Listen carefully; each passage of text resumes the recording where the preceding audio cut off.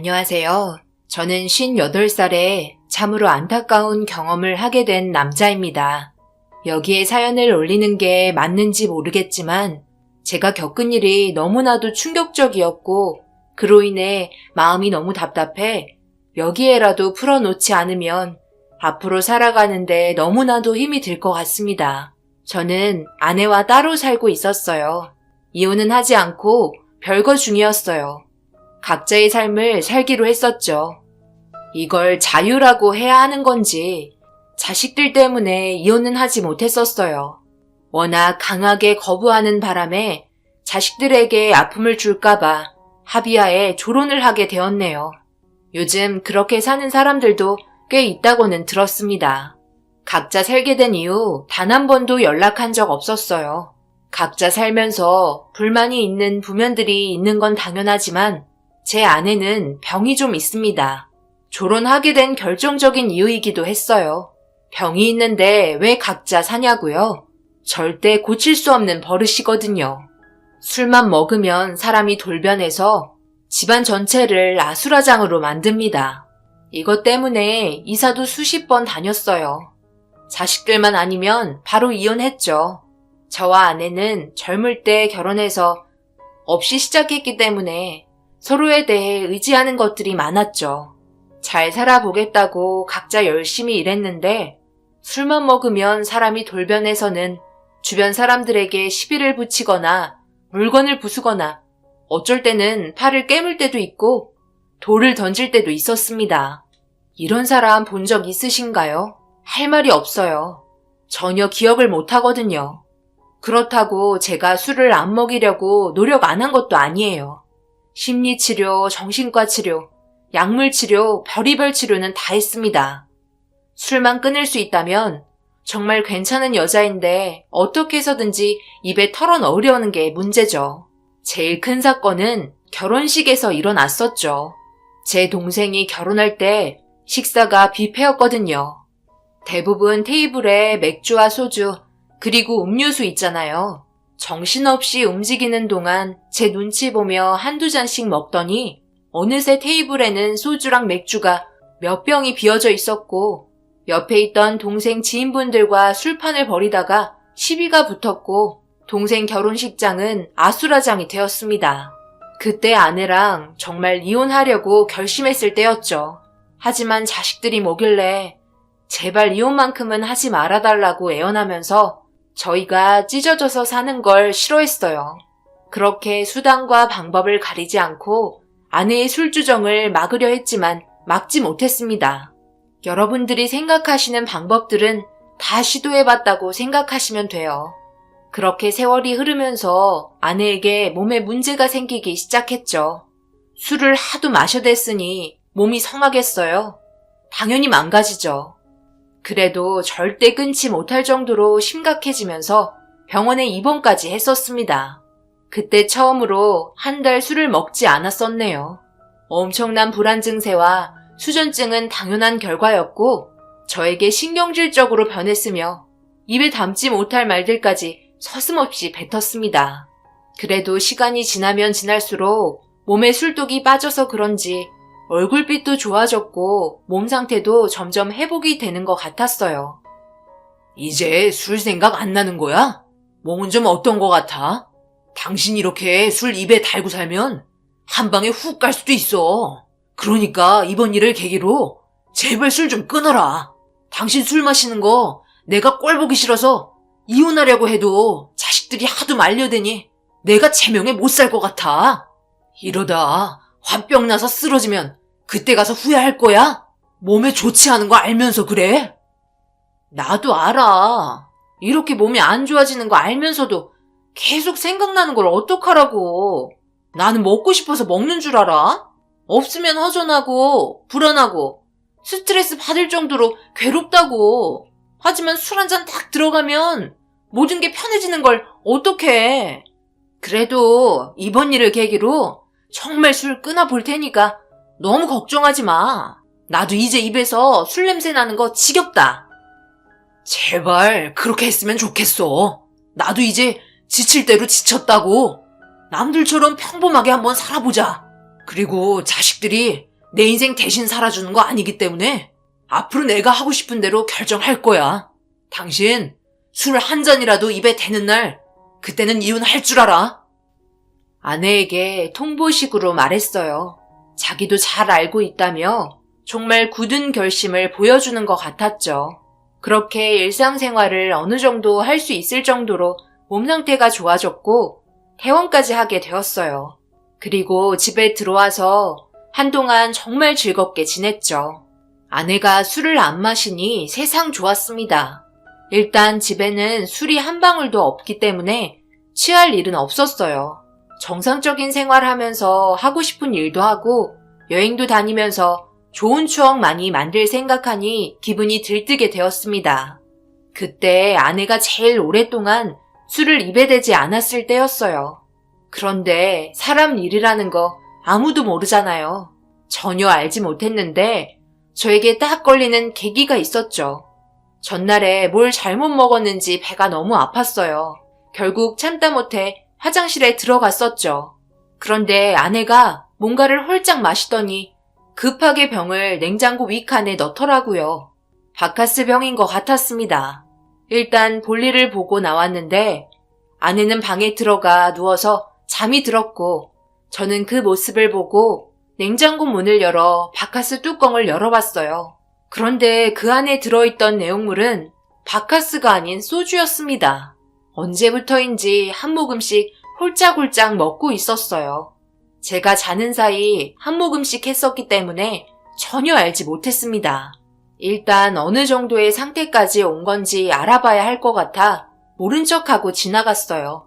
그리고 유심히 관찰하기 시작했죠.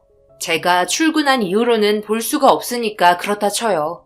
하지만 아내는 음식할 때, 잠잘 때, 제가 화장실을 가거나 잠시 자리를 비웠을 때 점점 바카스에 들어있던 소주를 먹는 횟수가 많아졌고 모른 척하고 있었지만 입에서 술 냄새가 풍길 정도로 들통이 나고 말았어요. 하지만 제가 모른 척하고 있으니 아내는 철저하게 숨기고 있다고 생각했었나 봐요.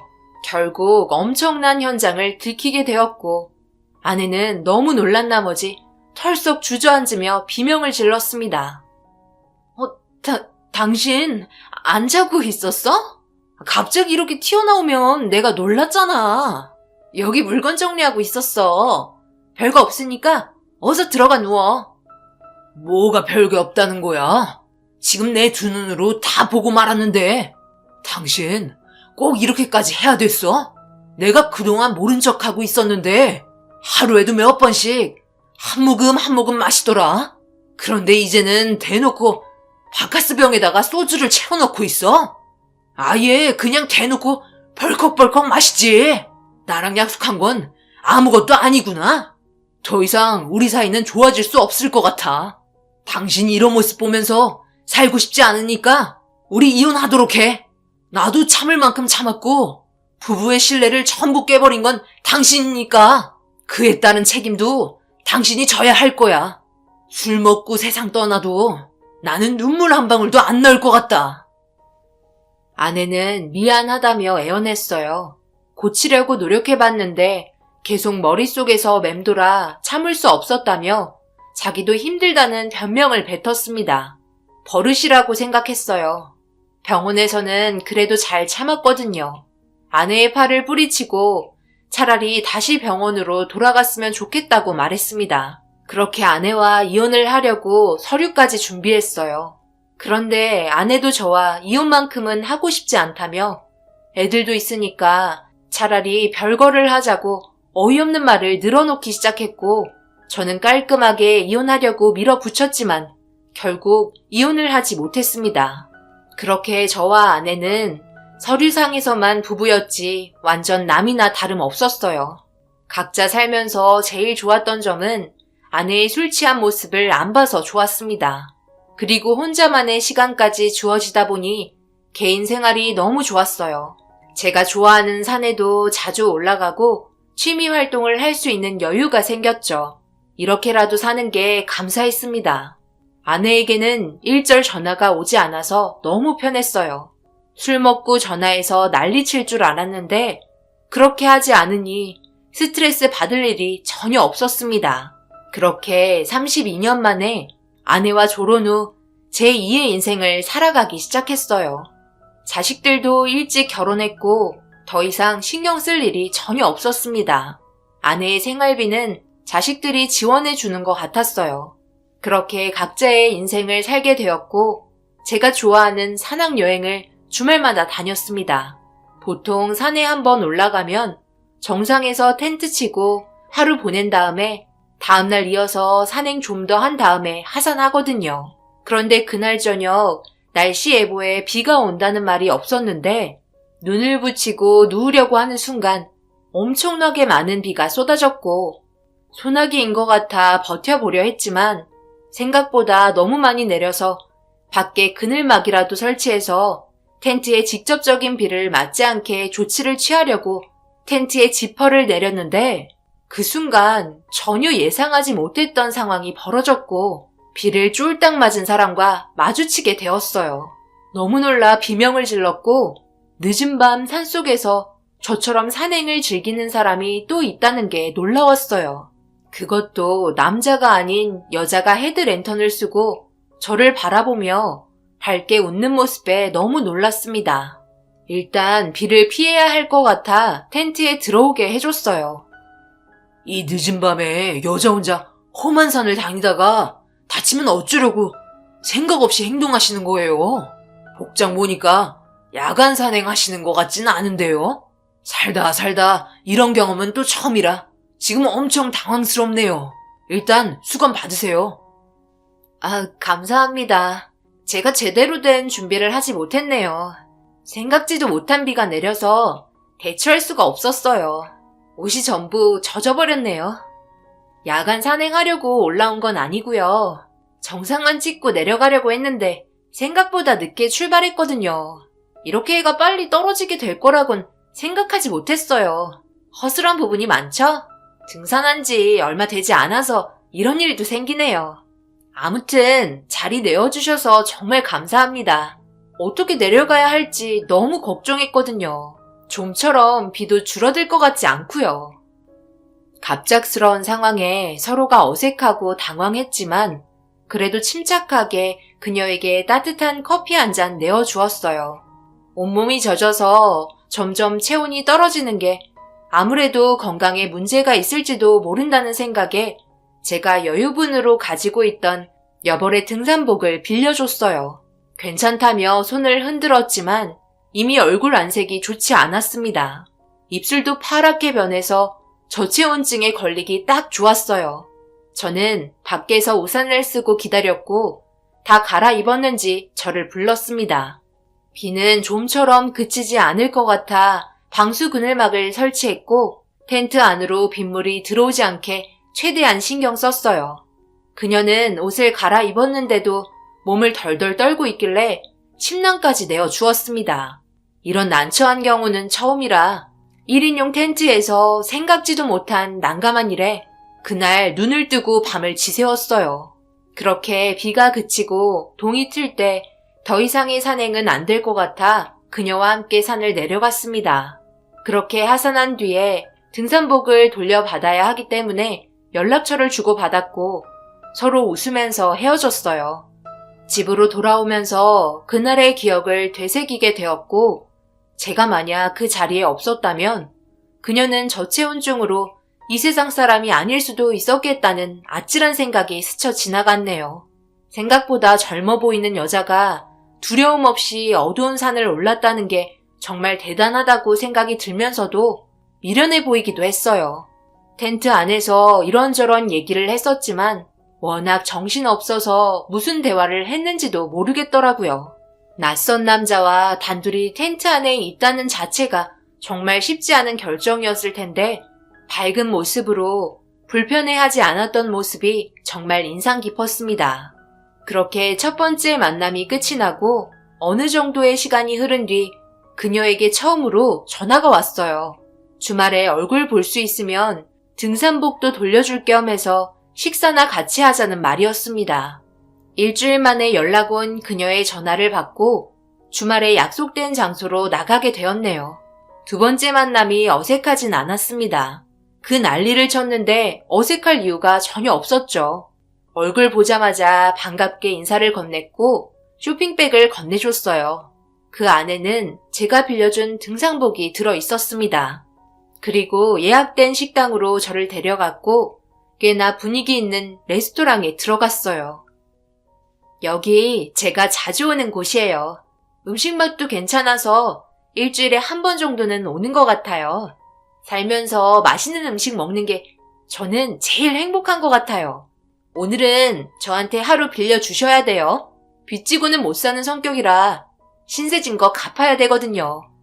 오늘이 마지막일 수도 있고 아닐지도 모르지만 항상 마지막인 것처럼 후회 없는 날을 즐겨야 된다고요. 그렇게까지 안 해도 돼요. 당연히 해야 할 일을 한 건데 빚이라고 생각하지 마세요. 그리고 산에 올라가고 싶으면 다음에 연락 주세요. 제가 에스코트 해드릴 테니 부담 갖지 말고 편하게 생각해요. 그런데 등산복 입었을 때와는 다르게 이렇게 보니까 상당한 미모를 가지고 계신데요. 결혼은 하셨어요? 저는 결혼해서 아이들 시집장가 보내고 이제야 제 삶을 살고 있네요. 워낙 젊었을 때 결혼했는데 자식들까지 젊은 나이에 전부 결혼했어요. 가족관계가 어떻게 되세요? 그녀는 결혼을 하지 않은 미혼이었고 부모님은 두 분 다 먼저 세상을 떠난 상태였어요. 나이는 30대 후반 정도였고 잠시 일을 쉬고 있는 중이었어요. 시간이 많이 있기 때문에 주말에 같이 산에 오르길 원했고 그렇게 해준다고 했습니다. 그렇게 그날의 데이트가 좋은 분위기로 끝이 났고 다음에 연락하기로 한 다음 헤어졌어요. 그 이후 연락이 오지 않을 거라 생각했었죠.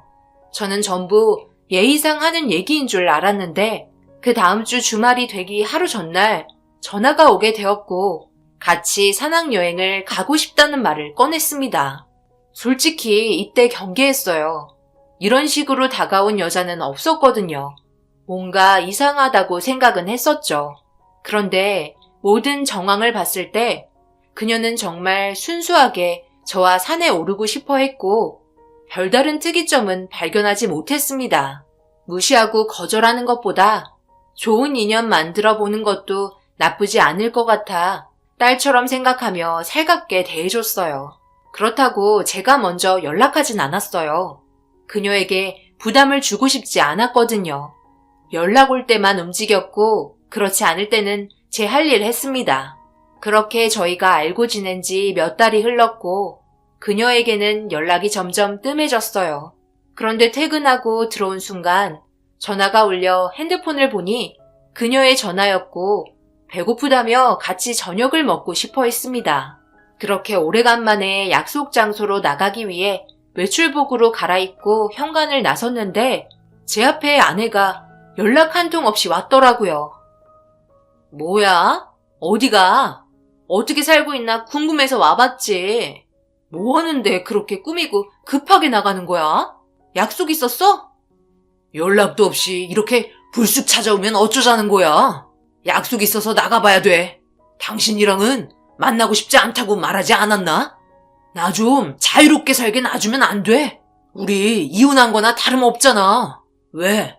또 나한테 술 끊었다고 거짓말 하려고? 미안해. 그동안 내가 잘못했어. 용서해줘. 나 술 전혀 입에 대지 않고 있어. 당신한테 처음 말하는 거야.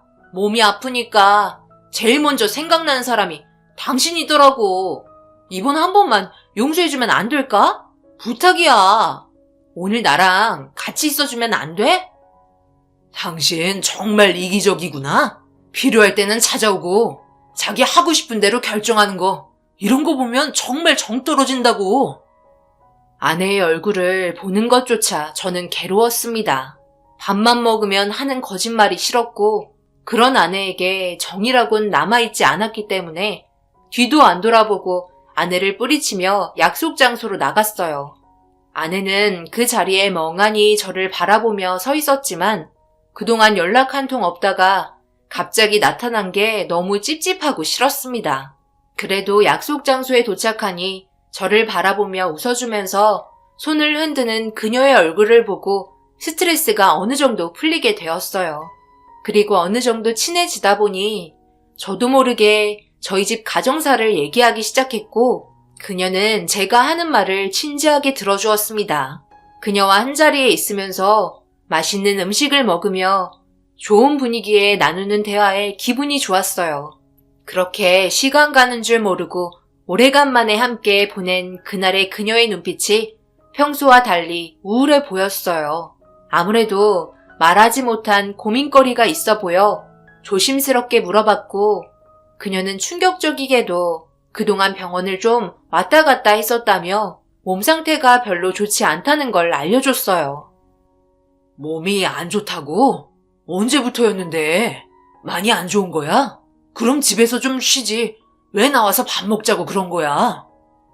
집에서 쉰다고 달라진 거 없어요. 이렇게 시간 될 때 좋은 추억 하나라도 만드는 게 좋은 거죠. 꾸준하게 약물 치료하고 있으니 괜찮아질 거예요. 좋은 날 표정 관리 잘했어야 했는데 괜히 신경 쓰게 한 것 같아 미안해요. 신경 쓰지 마세요.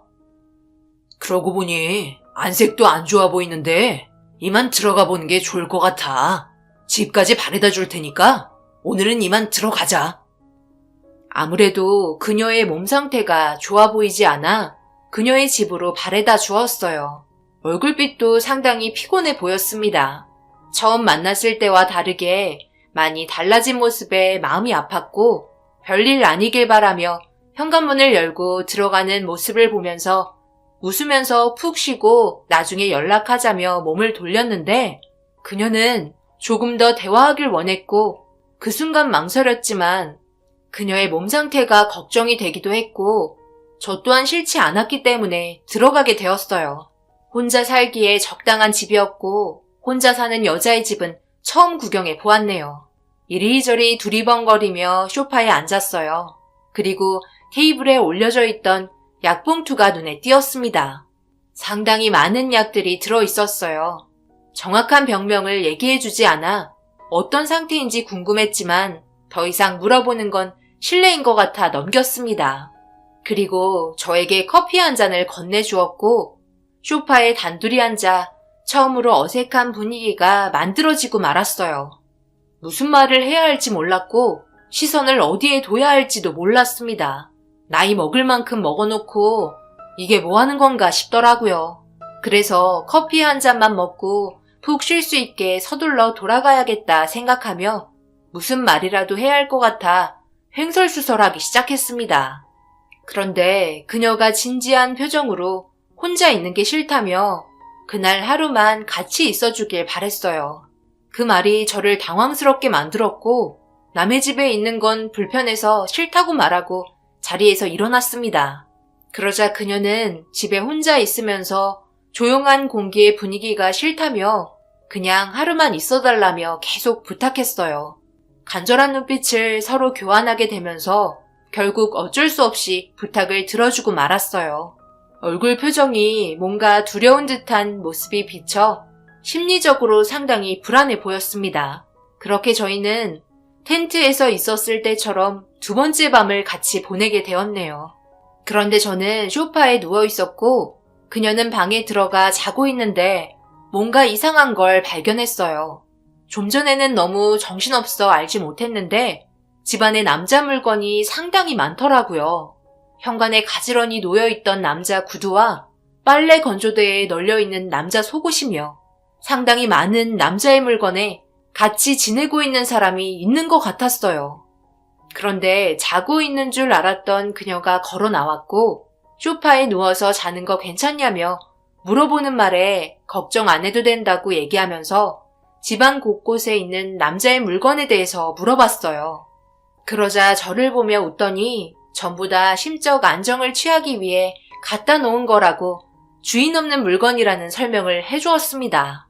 집에 남자가 있는 것처럼 행동하고 싶었을 뿐이라며 남자가 있는 걸로 오해했냐고 웃고 있었어요. 그렇게 어색했던 분위기가 어느 정도 풀리기 시작하면서 시간 가는 줄 모를 정도로 대화를 이어나갔습니다. 그리고 그녀는 피곤함이 찾아왔는지 방에 들어가 침대에 누웠고 소파에서 자는 거 불편하니 옆에서 같이 자도 된다며 저희 손을 잡아 끌었어요. 난처한 저는 고민하다 그녀와 동침하려 살며시 침대에 누우려 하는데 저를 보며 웃고 있던 그녀가 갑자기 몸에 발작을 일으키기 시작했고 너무 놀란 나머지 그녀에게 달려가 괜찮냐고 물어봤지만 제 말은 들리지 않았습니다. 몸에 문제가 생긴 것 같아 급하게 구급차를 불렀고 그녀의 몸을 감싸고 있던 이불이 방해가 되는 것 같아 덮여있는 이불을 들췄어요. 그런데 들춘 이불 속에는 여러 장의 사진이 보였습니다. 아무래도 그녀의 부모님 같았어요. 부모님 두 분 다 세상을 떠난 지 좀 됐다는 말을 들었지만 그녀는 항상 부모님이 그리웠고 보고 싶었던 것 같았습니다. 그래서 저와 더 친해지려고 했다는 걸 알 수 있었어요. 그리고 구급차는 늦지 않게 도착을 했고 응급실에 실려가게 되었네요. 그리고 병원에서 알게 된 충격적인 결과는 그녀에게는 머릿속에 종양이 자라고 있다는 걸 알 수 있었습니다. 응급실에서 병실로 옮기던 도중 그녀의 모습을 봤는데 머리에 수술을 몇 번 했었는지 수술 자국이 보였어요. 그녀의 풍성했던 파마 머리는 가발인 걸 알 수 있었습니다. 그리고 자신에게는 얼마의 시간이 남지 않았다는 것도 그녀가 깨어나고 듣게 되었네요. 몸이 좋지도 않으면서 그동안 그렇게 무리한 거야? 아무리 그래도 몸이 좋아질 준비를 했어야지. 그런 생각하기 전에 몸부터 움직여야죠. 그래야 하나라도 눈에 담을 수 있지 않겠어요? 세상 떠날 때 그동안 즐거웠던 추억들이 펼쳐진다는데 우울했던 기억만 보이는 건 싫단 말이에요. 왠지 오빠랑 있으면 마음이 진정이 돼요. 우리 아빠 품에 있는 것처럼. 이따가 우리 진찰받고 태어나면 산에 같이 올라갈까요? 의사가 뭐라고 했는지 알아? 몸을 너무 괴롭히는 것 같대. 계속 머리에 자극되는 운동을 하면 머릿속에 있던 종양이 더 커지게 될 수도 있다네. 등산은 몸 좀 회복되면 그때 같이 가도록 하자. 나도 이런 문제가 빨리 해결되었으면 좋겠어. 그녀는 자신의 몸 상태에 대해 어느 정도 인지하고 있었어요. 부모님이 세상 떠나니 자기도 곧 떠날 것 같았나 봐요. 점점 안 좋아지는 진단 결과에 어느 정도 마음의 준비를 하기 시작했고 괴로워하는 모습을 보고 있으니 도저히 두고 볼 수 없어서 그 자리에서 다급히 벗어났습니다. 저도 어느 정도 마음의 진정이 필요했어요. 이런 일이 저에게 발생이 됐다는 자체가 믿기지 않았습니다. 그녀의 옆에 자리를 지키고 있다 보니 어느새 아침이 되었고 저녁에 다시 오겠다고 얘기한 후에 병원 밖으로 나왔는데 그때 택시에서 내린 한 사람과 마주쳤어요. 바로 제 아내였습니다. 아내가 갑자기 왜 병원에 왔는지 이해할 수 없었어요. 저를 바라보고 있던 아내 또한 제가 병원에 있는 걸 보고 놀랐는지 조심스럽게 다가왔습니다. 당신 병원에는 아침 일찍 어쩐 일이야? 당신 어디 아픈 거야? 보기에는 멀쩡해 보이는데 무슨 일 있어? 그건 당신이 알 필요는 없을 것 같아. 병원에 볼 일 있으면 볼일 보고 들어가. 나는 당신이랑 대화할 기분이 아니야. 너무한 거 아니야? 아직도 화가 안 풀린 거야? 내가 말했잖아. 다시는 술 입에 대지 않겠다고.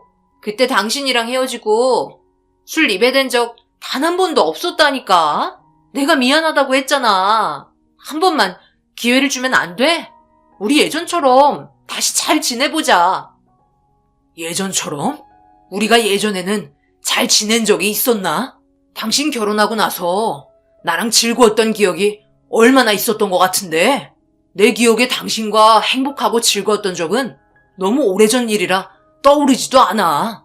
당신이 술에 쩔어서 병원 왔다 갔다 하고 물건 때려 부순 것밖엔 기억나지 않는데 더 이상 할 말 없으니까 그만 대화하자. 나 기분 별로 좋지 않다고. 나 몸에 문제가 생겼어. 그동안 내 몸을 너무 혹사시켰나 봐. 이렇게 될 거라고는 알지 못했는데 다 내 잘못이지. 나 간암이래. 술을 너무 많이 마셔서 간암이 발생됐대. 그래서 지금 꽤 심각한 상황까지 온 것 같아. 미안해. 이런 소식 알려줘서. 그 순간 가슴이 철렁 내려앉았습니다.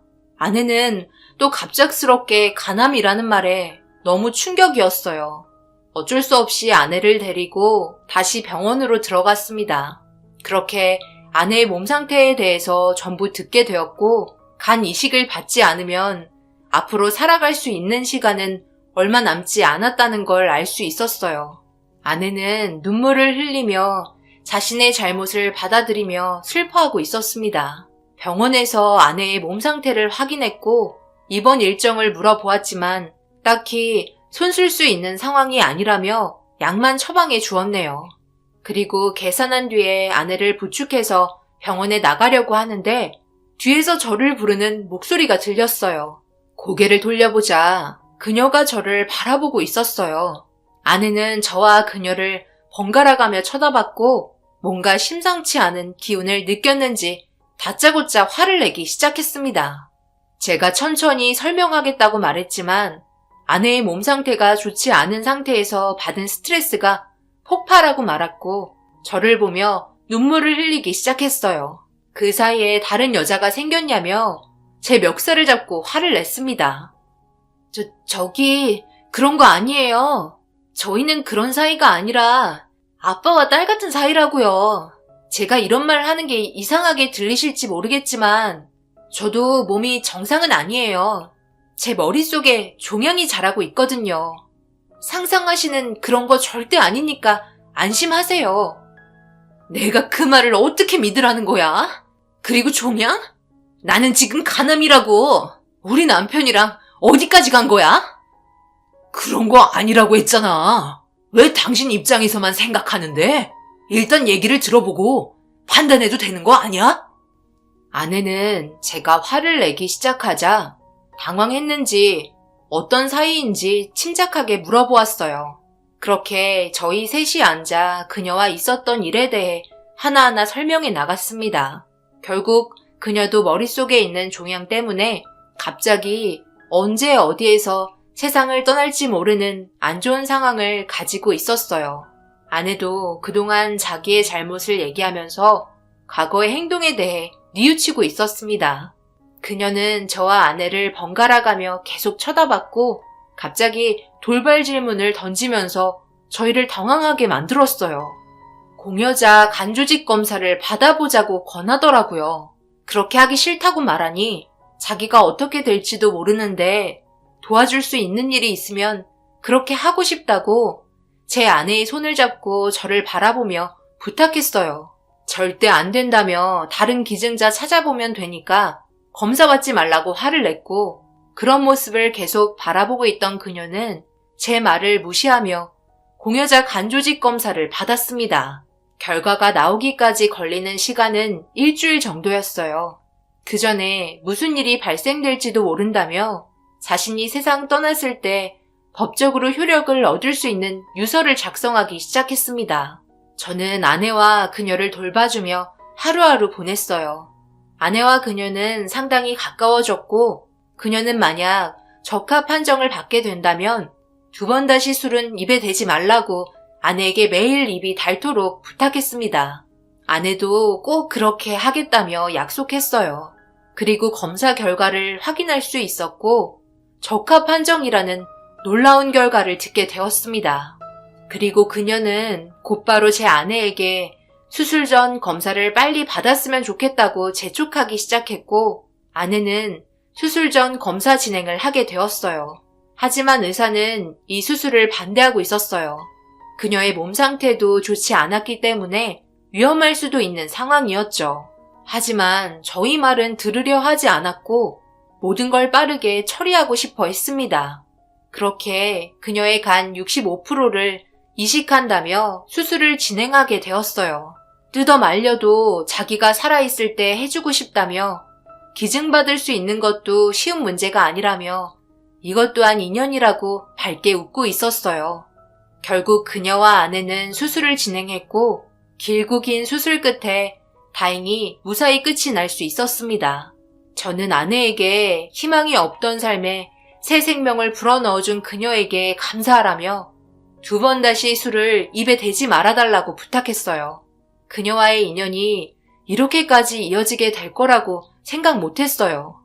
그런데 모든 게 전부 다 잘 해결될 것 같았지만 그녀의 머릿속에 있던 종양은 점점 크게 자라고 있었습니다. 아내는 완치가 된 후 매일같이 그녀에게 찾아가 병간호를 해줬어요. 저와의 만남이 그녀와 아내는 둘도 없는 사이가 되었습니다. 그렇게 잘 지내고 있었는데 언제 어떻게 될지 모른다던 그날이 갑작스럽게 찾아왔고 그녀는 대수술을 할 수밖에 없었어요. 그리고 그 수술이 그녀와의 마지막 시간이 되었습니다. 2번 다시 깨어나지 못했고 워낙 큰 뇌종양의 크기로 인해 어쩔 수 없는 결과를 가져오게 되었네요. 그만큼 저 또한 너무 큰 충격에 헤어나올 수가 없었습니다.